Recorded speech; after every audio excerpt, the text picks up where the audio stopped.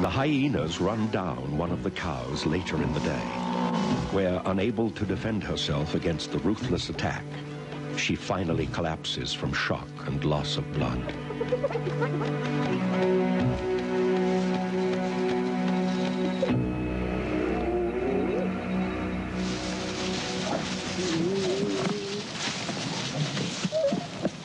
Nowhere else in Africa is the rivalry between lion and hyena as intense as on the plains of Sabuti.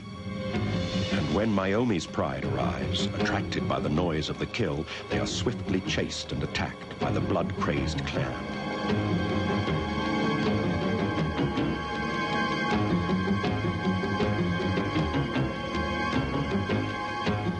The lionesses have no choice but to escape to the safety of the trees until their tormentors have left.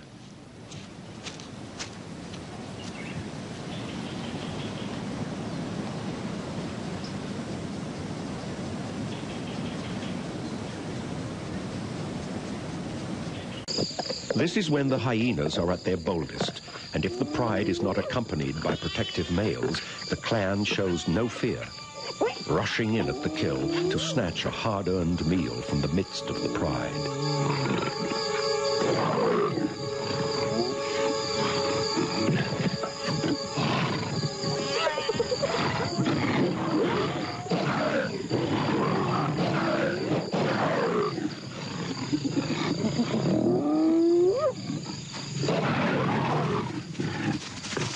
It is this kind of interaction that has fostered the deep-seated hatred existing between these bitter rivals.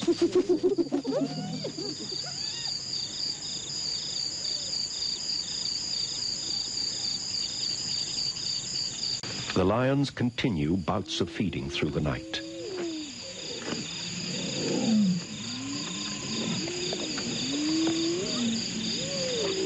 As dawn approaches, they are gorged, rolling on their backs to ease their discomfort and speed up digestion.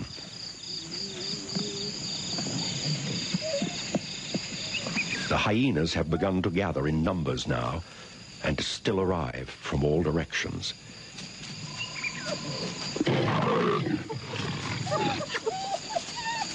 Myomi and Smudge try to keep them at bay, but as the sun rises, the enemy closes in.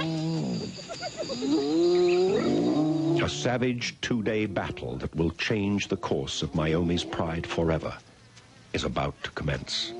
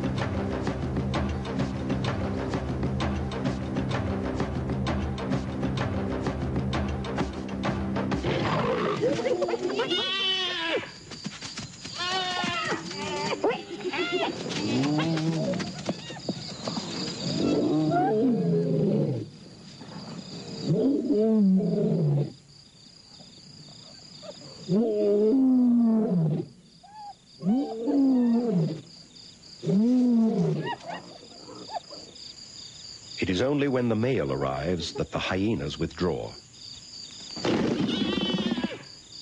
He has killed a young, inexperienced hyena on the outskirts of the skirmish, and he shakes his victim with anger and frustration.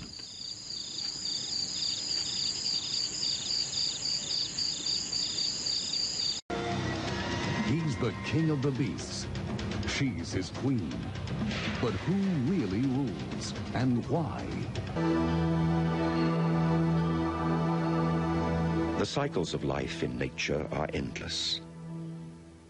Every new dawn brings release from the fears that stalk the night and new challenges to survival.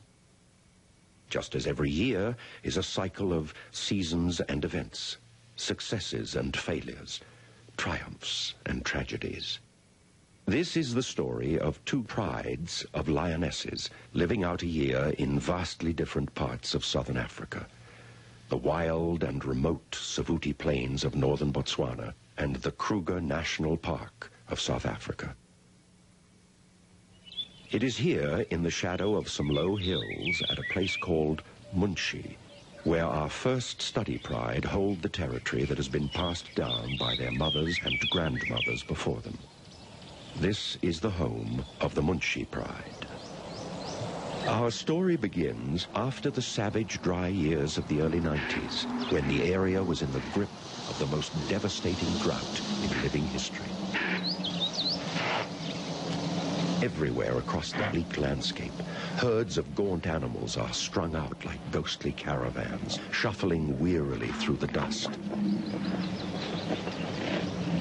While others, little more than slow-moving corpses, search for nutrition in the dry ground.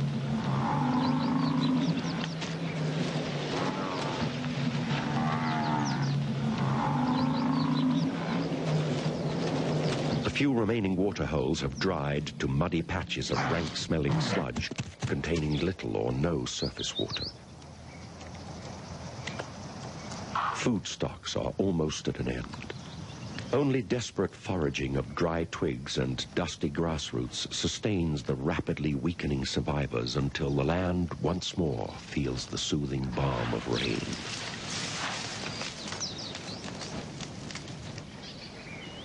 In this desert-like valley is a small collection of pools fed by underground wells, and it is here that the females of the Munshi pride have taken up residence during the drought. 9 months ago, they both gave birth to cubs that have now grown into sturdy and playful youngsters. The dominant female is named Nyeleti, a word in the local Shungan dialect for star, after the light patch on her chest. Nyeleti and her sister are close partners in the shared responsibility of raising their 7 cubs.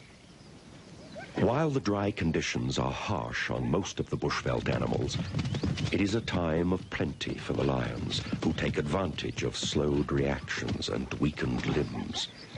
The two sisters have changed their normal nocturnal habits and have become experts at daytime ambush hunting. Every morning, the herds start to gather in large numbers at the waterholes, and the lionesses stalk into position. Here, they wait patiently for an opportunity to present itself.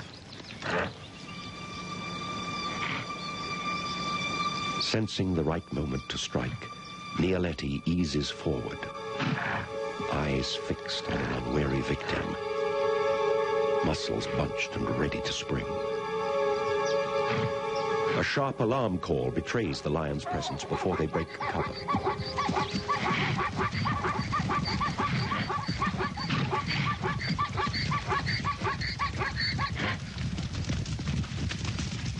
When the nervous herds bolt in panic, the lioness relaxes, easing down back into position. When the charge does come, the hunters will still miss 9 times out of 10, but the small amount of energy used with each attempt allows many more chances to force the error from already weakened prey.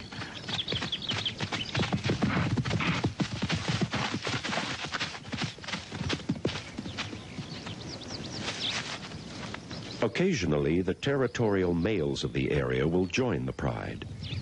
When this happens, the females will often drive animals toward the males, who sometimes manage a token effort at cooperation, but usually prove to be more of a hindrance than a help.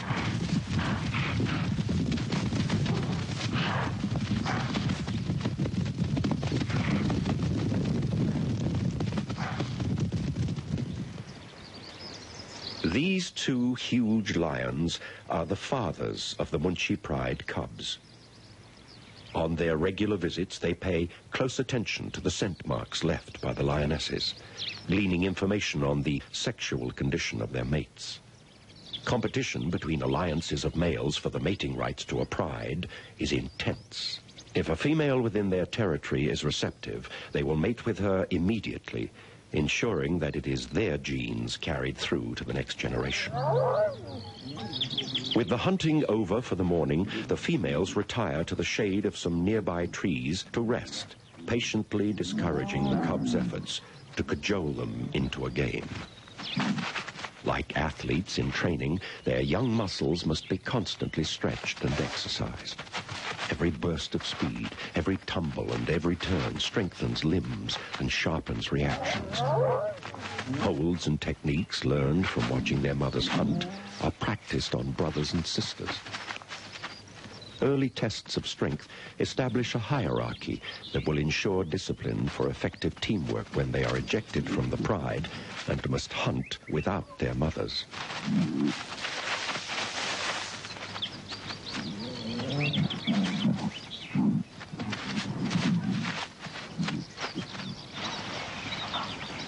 During the course of the day, the waterholes are visited by elephants, one of the few animals that the lion's presence does not deter.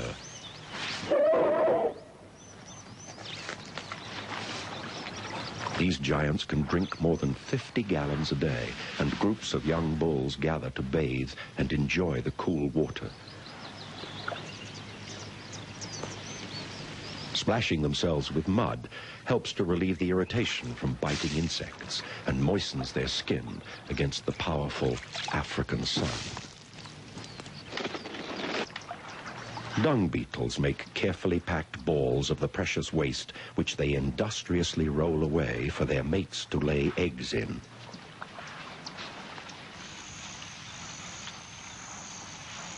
Through the evening and into the night, peace reigns at the waterhole.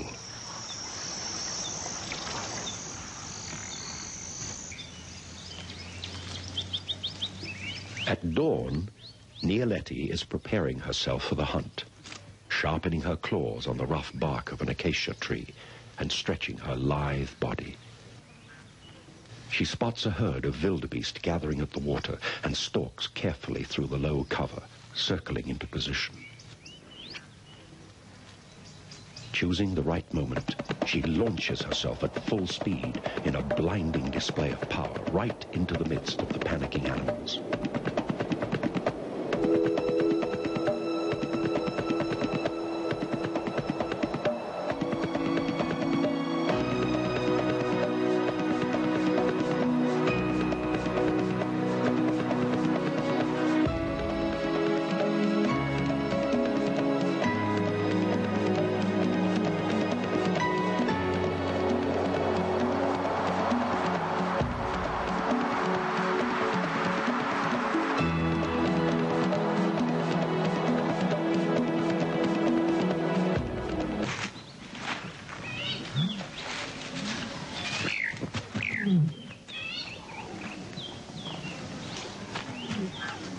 When feeding begins, it is fast and furious.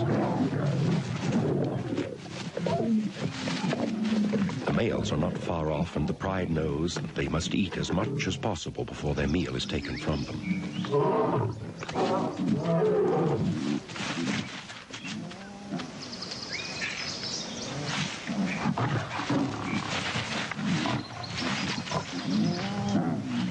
This is the price the family pays for protection of the youngsters who would be killed or chased off if new males should take over the pride.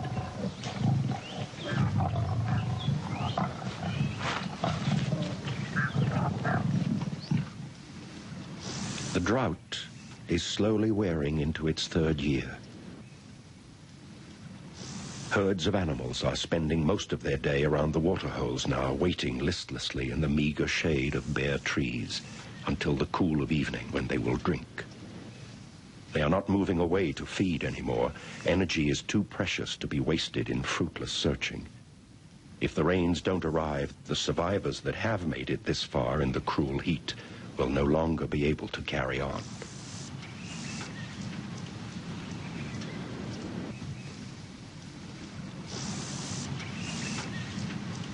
In the evening, a relieving breeze begins to stir the stifling air, bringing the sweet scent of life-giving rain. Lightning flashes across the night sky.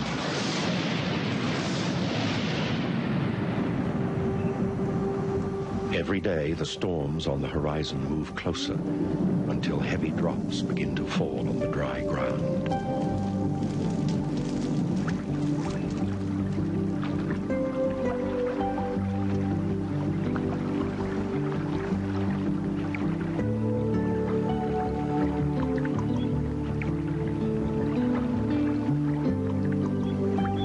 Within days, new life begins to sprout through the now-soaked earth. And 2 months later, once dry riverbeds have swollen to muddy torrents, rolling through green riverine forest.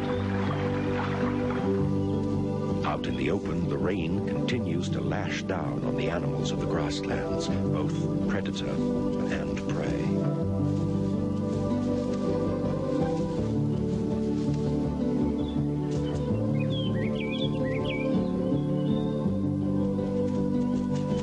The regeneration of this once barren land is remarkable. Herds are beginning to gather again, and on the plains, the miracle of new life is taking place.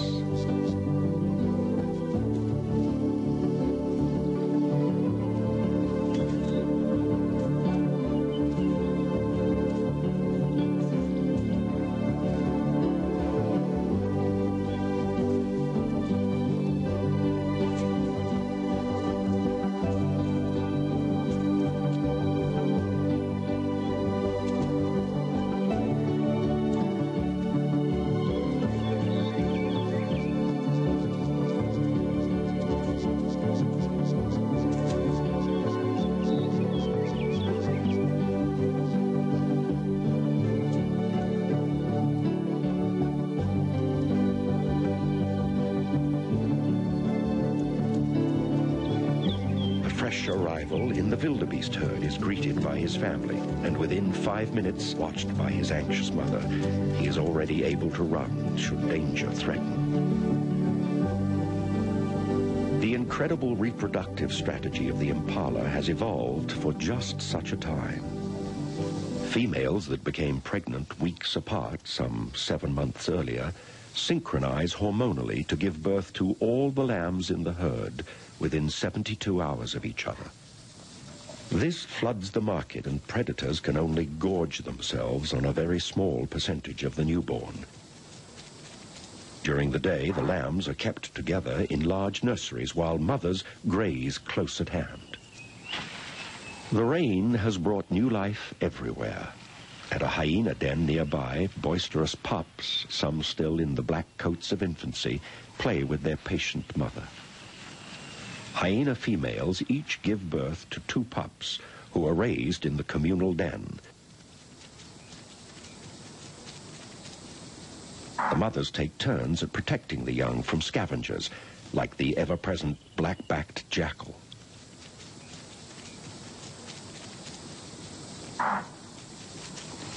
These sharp-eyed hunters live mostly off rodents and insects, but are alert for any unguarded morsel that may come their way. Nearby, a group of vultures are gathering at the remains of a fresh kill on the outskirts of the Munshi Pride territory.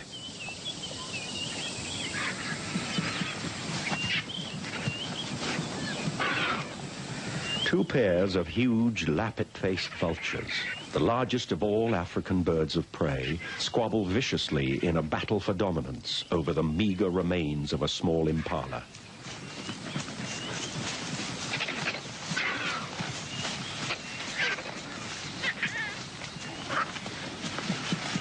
During the wet season, circumstances have changed dramatically for the Munshi Pride.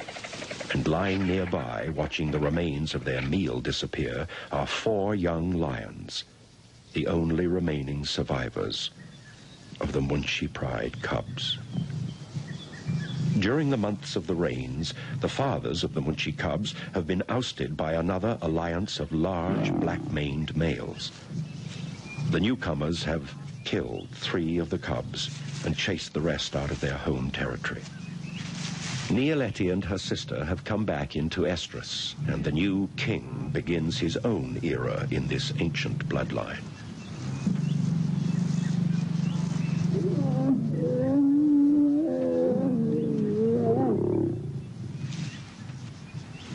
After the summer, when we return to the Kruger, we will see the results of this union. In the meantime, the Munshi Pride cubs are truly on their own. 1,200 miles away, on the open plains of the Sabuti Marsh in Botswana, a spectacular natural phenomenon is taking place. Every year at this time, thousands of zebra migrate to Sabuti from the north to feed on the rich grasses of the plains. They pass through here in the company of other grazing animals, gaining condition on nutritious fodder and drinking at pools that are filled with fresh rainwater. After a short time, they move on, following the rains south toward the Mababi Depression, where many of them will give birth. This annual surplus of game is followed closely by scores of predators. And dominating the central territory on the plains is our second study group of lionesses, Myomi's Pride. There are 8 adult females in the Pride, a formidable group of hunters who have held sway over this area for more than a decade. Myomi is the dominant female and a savage defender of her group. Smudge, named for a bare patch of skin on her top lip, is Myomi's faithful and ever-alert companion. Most of the other lionesses in the group are daughters and granddaughters of these inseparable queens of the marsh. A large number of adults in an open area such as Sabuti is an adaptation to a style of hunting completely different from that of the Munshi Pride.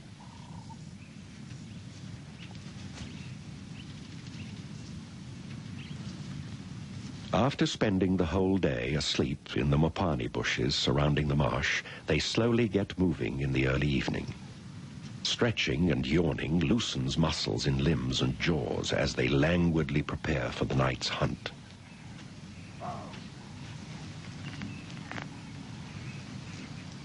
Like most lions, Myomi and her pride spend more than 3/4 of their day inactive, conserving energy for the intensely demanding business of killing for a living. As the light begins to fade and brilliant color washes the evening skies, the females step out onto the edge of the marsh. They wait together here for a while, as if to enjoy the transition from day to night, while rejoicing in the strength that their unity brings.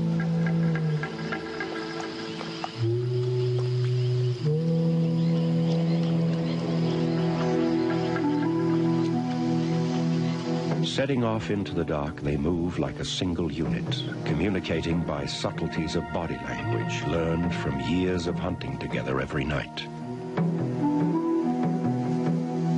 They stop frequently, relying on acute hearing to locate zebra moving on the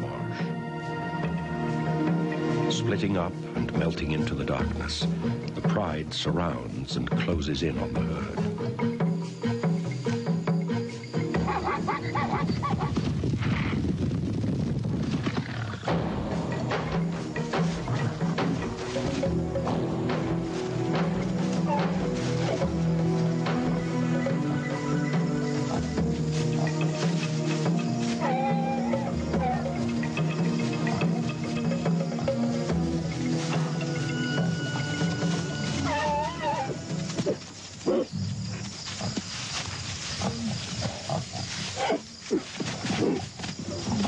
Myomi's Pride are experts at teamwork, and soon the zebra they have captured is wrestled down, where Smudge applies a powerful throat bite, choking off the struggling animal's life-giving air.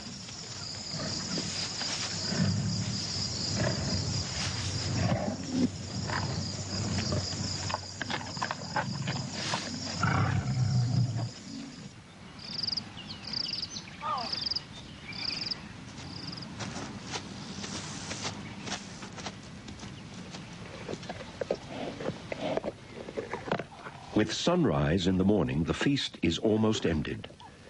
Like most large predators, lions gorge themselves when meat is plentiful. This behavior allows them to go days without feeding if necessary. But a hugely distended stomach is uncomfortable to live with and makes breathing very difficult.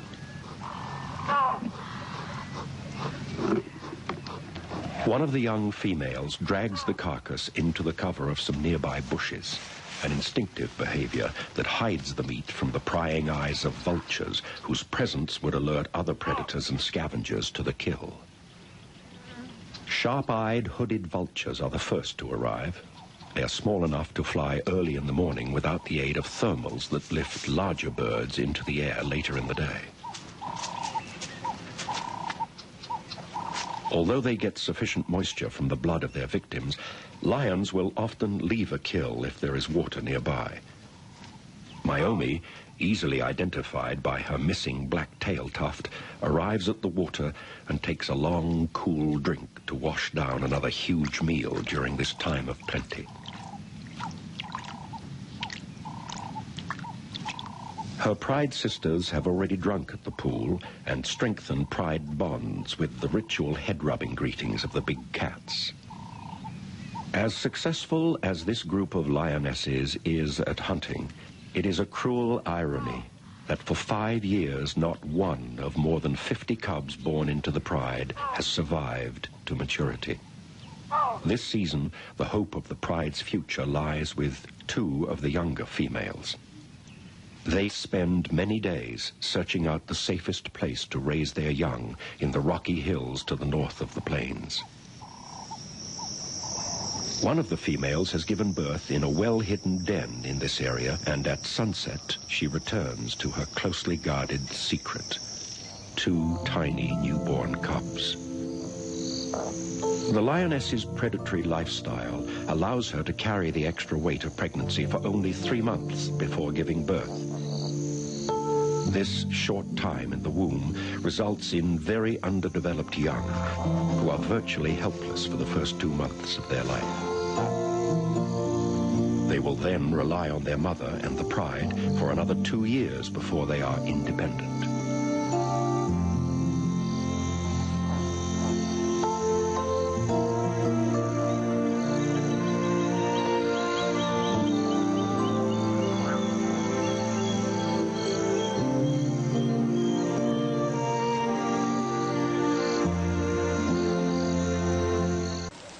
The lioness is a gentle and patient mother, spending hours suckling and cleaning or just quietly watching over her babies. If danger threatens, she will defend them savagely, but there are times when she must leave and join the pride to feed.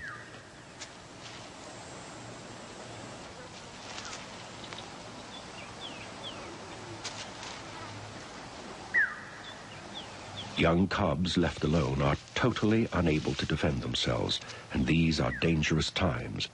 If their hiding place is discovered by another predator, they have very little chance of survival.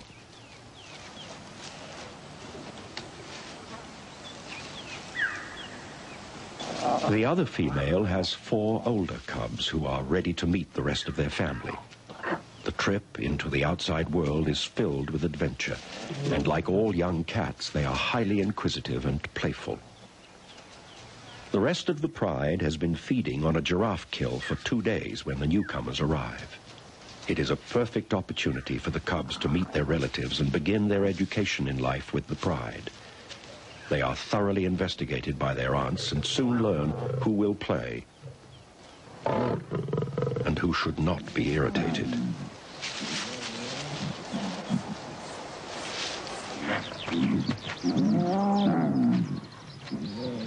The territorial male is paying a visit to the pride to take advantage of a free meal.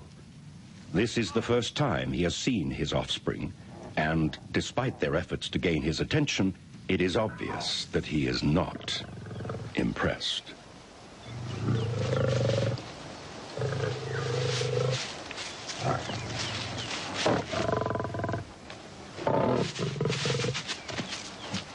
The giraffe carcass has a huge amount of meat left on it, and there is more than enough for the whole pride. With no danger of being injured while adults fight over food, the carcass becomes a playground in between meals.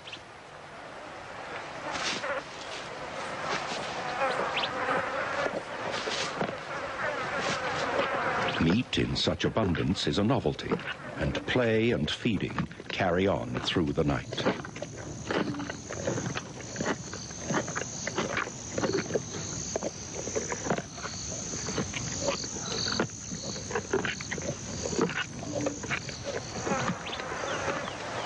In the morning, there is very little movement around the kill, and the cubs have eaten themselves to a standstill.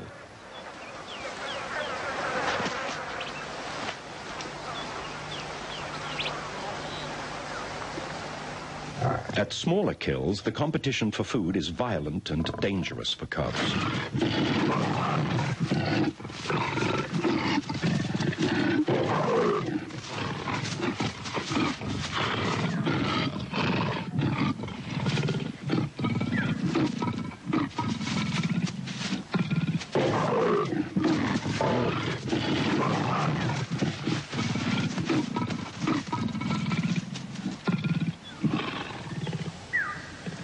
Sometimes, at interactions such as this, cubs are precluded from eating and can be injured, or even killed.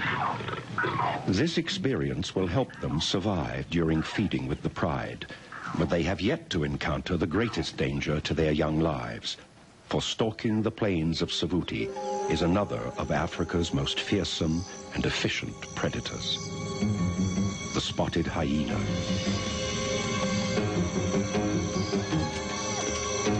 The two main hyena clans are large and powerful, hunting brazenly in the territory of the lions. Sometimes they will tackle even the most dangerous of prey, like the Cape buffalo.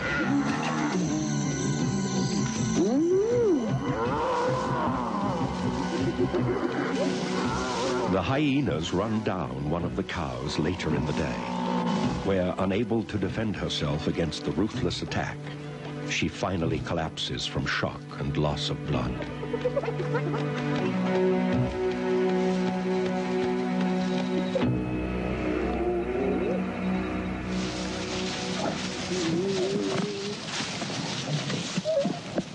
Nowhere else in Africa is the rivalry between lion and hyena as intense as on the plains of Savuti. And when Myomi's pride arrives, attracted by the noise of the kill, they are swiftly chased and attacked by the blood-crazed clan.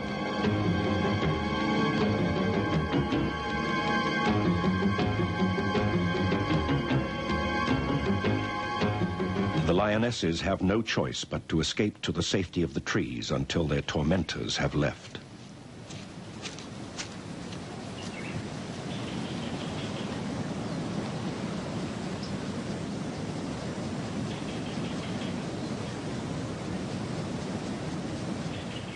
In the months after the large herds have left Savuti, the plains dry out, and food is harder to find for the animals that remain.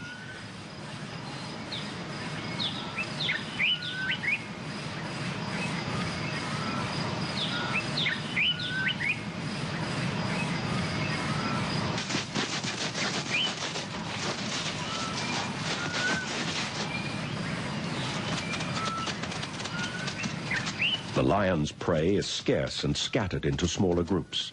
It takes a full effort to make even the smallest of kills.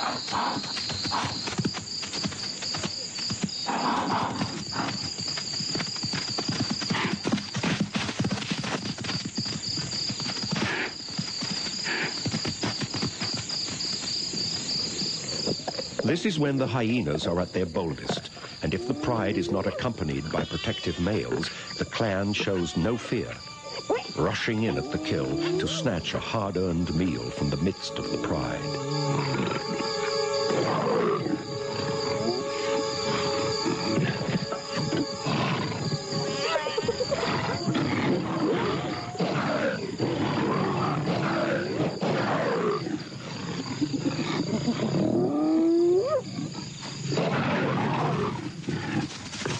It is this kind of interaction that has fostered the deep-seated hatred existing between these bitter rivals.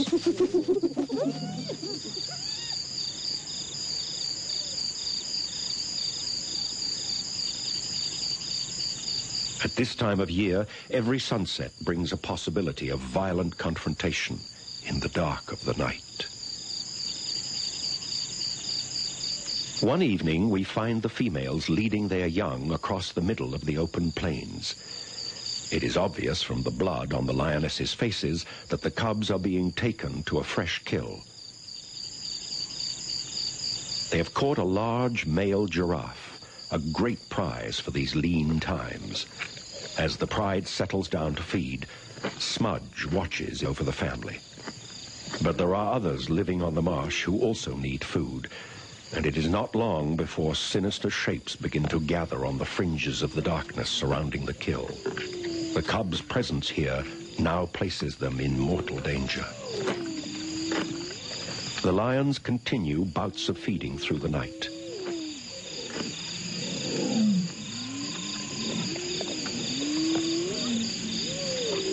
As dawn approaches, they are gorged, rolling on their backs to ease their discomfort and speed up digestion.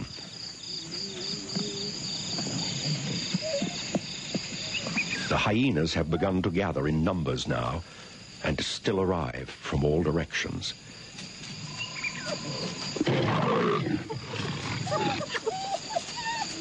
Myomi and Smudge try to keep them at bay, but as the sun rises, the enemy closes in. A savage two-day battle that will change the course of Myomi's pride forever is about to commence.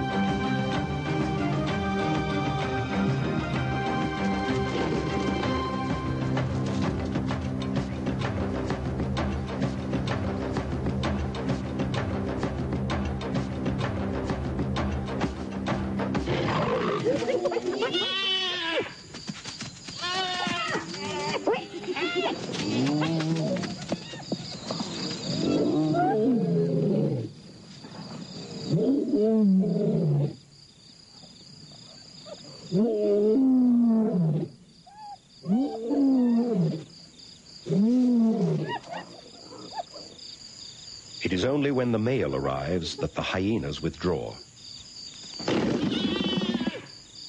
He has killed a young, inexperienced hyena on the outskirts of the skirmish, and he shakes his victim with anger and frustration.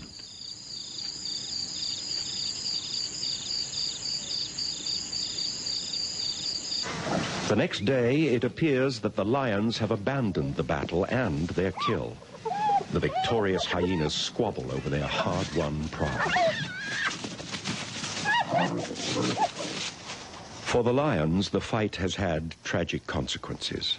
Smudge has been gravely injured and is separated from the rest of the pride. Her leg dangles uselessly from a torn and bitten shoulder. Her agony is apparent every time she tries to move.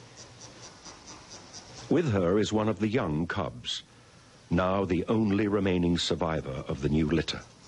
Her brothers and sisters were killed somewhere in the night, and she herself has been badly mauled. Instinctively, they both know that they must make it to cover before nightfall. Smudge heads for the rain tree at the edge of the marsh, where the pride often meet up at night. As evening falls, she is within sight of it, but is too exhausted to continue. The cub has made it to the safety of a low tree. She will be safe here while she waits for the pride to arrive. Smudge eventually drags herself to the base of the meeting tree. It has taken her the whole day to travel less than a mile. The night is dark and dangerous for the cub, separated from the females for the first time in her short life. Smudge listens intently for the sound of her approaching sisters.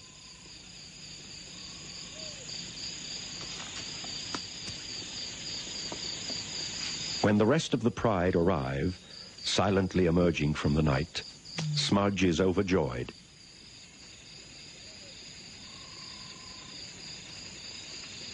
She struggles over to greet and head rub as if ready to join in the hunt.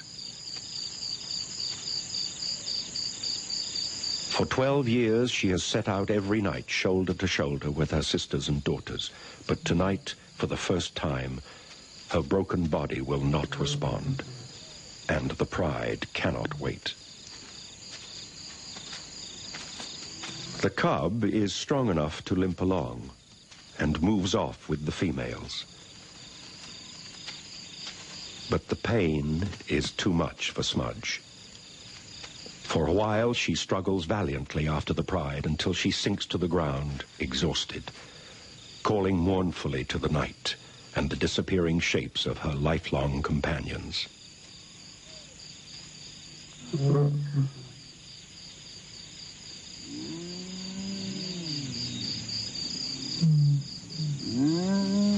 Fate has dealt her a bitter blow.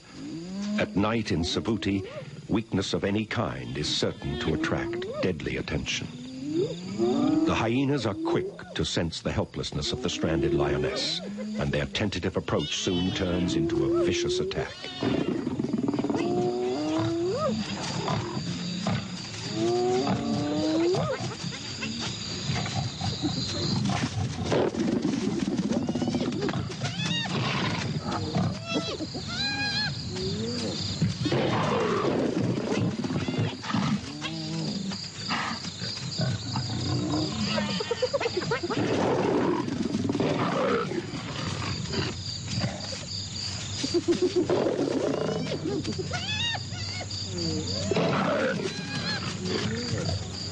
The attack is suddenly broken off as the calls of more hyenas come from the marsh.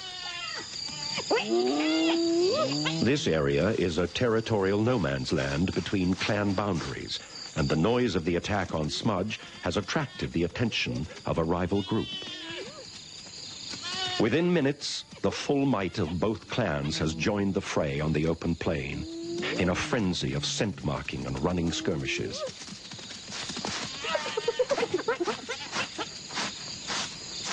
Hyenas are masterful opportunists, and the intruding clan exploits the attack on the lioness as a chance to gain some precious hunting ground in a divided battle.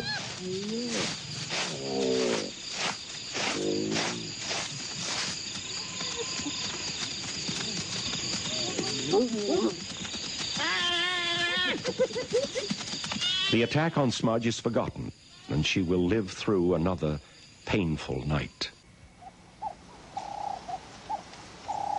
At dawn, with a last supreme effort, Smudge struggles to within sight of her family, who again move away from her. This is the last time she will ever see them.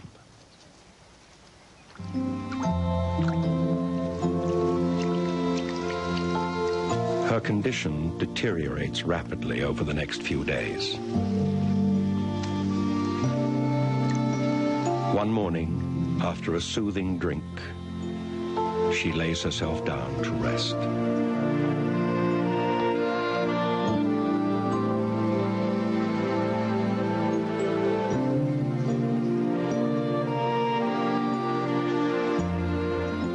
The magnificent life of a queen of the plains is drawing to a close.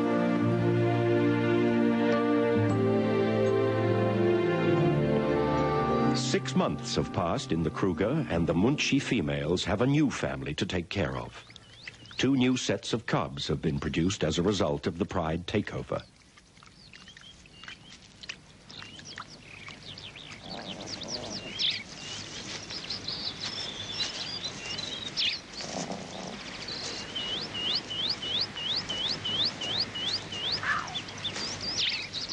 The aged mother of Nialeti and her sister has rejoined the pride and has resumed nursing duty for her new grandchildren.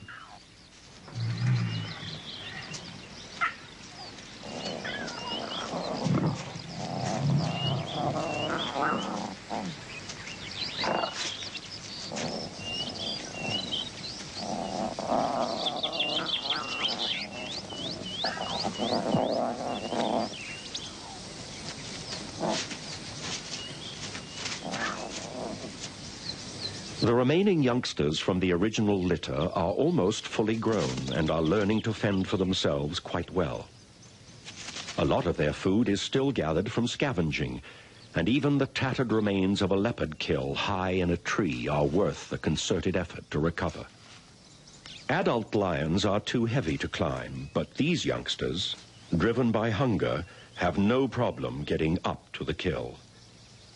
When the time comes to find a way back down to the ground, the haughty, regal bearing of the princess crumbles, giving way to a very unladylike scramble.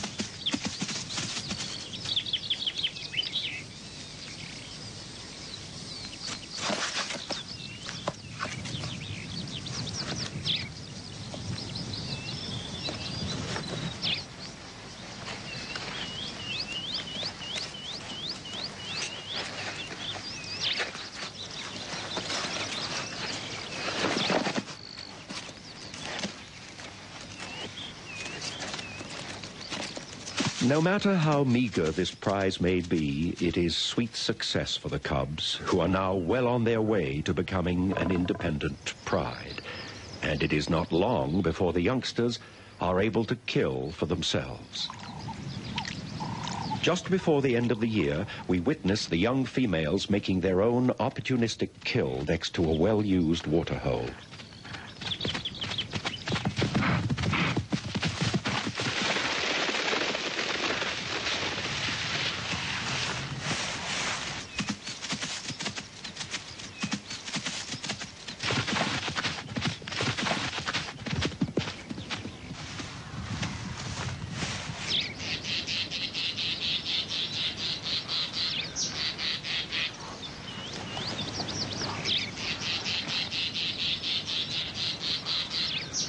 The survival of these cubs represents success in another of the complex cycles of nature. The Munshi pride has assured that the genes of their ancestors will be represented in this area by another generation. For Myomi's pride in Savuti, it has been a hard year. The loss of Smudge has reduced the strength of the pride, but nature has provided a balance for her death. The remaining female cub is the first youngster to survive in this pride for nearly 7 years. She is by no means out of danger and must grow up without brothers and sisters, but she represents hope for the future of this family of queens and princesses.